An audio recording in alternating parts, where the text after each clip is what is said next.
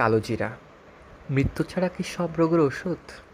একটা ছোট্ট কালো দানা, যেটাকে আমরা রান্নাঘরের সাধারণ মশলা হিসেবে মনে করি, কিন্তু 1400 বছর আগে মানবতার শিক্ষক ঘোষণা দিয়েছিলেন এই কালো জিরা মৃত্যু ছাড়া সকল রোগের ঔষধ।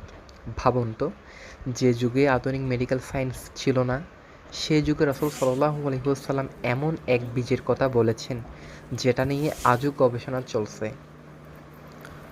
এই কালো জিরা মৃত্যু ছাড়া সব রোগের নিরাময়। সহিহ আল বুখারী এবং সহিহ আল মুসলিম। এখানে শাম বলতে মৃত্যুকে বোঝানো হয়েছে, অর্থাৎ পৃথিবীর প্রতিটি অসুস্থতার জন্য আল্লাহ কালো জিরার মধ্যে কোনো না কোনো উপকার রেখেছেন।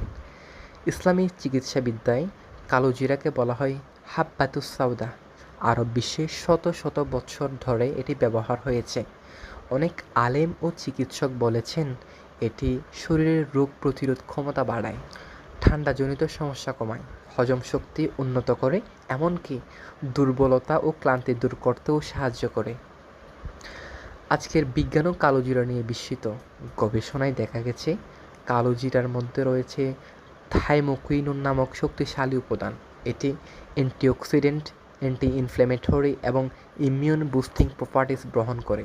কিছু গবেষণায় এটি ডায়াবেটিক্স, উচ্চ রক্তচাপ, অ্যালার্জি ও শ্বাসকষ্টের সহায়ক বলেও উল্লেখ করা হয়েছে। কখনো কি ভেবে দেখেছেন, আমরা যেটাকে তুচ্ছ মনে করি সেটার মধ্যে আল্লাহ কত রহস্য লুকিয়ে রেখেছেন? একটা ছোট্ট কালো দানা, কিন্তু তার ভেতর আছে শিফার বার্তা। এটাই ইসলাম, যেখানে খাদ্যও ইবাদতের অংশ আর সুন্নাও হয়ে যায় চিকিৎসা। আজ থেকে রান্নাঘরের কালো জিরাকে আর শুধু মশলা হিসেবে মনে করবেন না, এটাকে দেখবেন রাসূল সাল্লাল্লাহু আলাইহি ওয়াসাল্লামের একটি মুজিজাময় সুন্নাহ হিসেবে।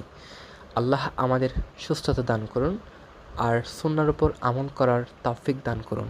ওয়ামা তৌফিকি ইল্লা বিল্লাহ। আসসালামু আলাইকুম ওয়া রাহমাতুল্লাহ।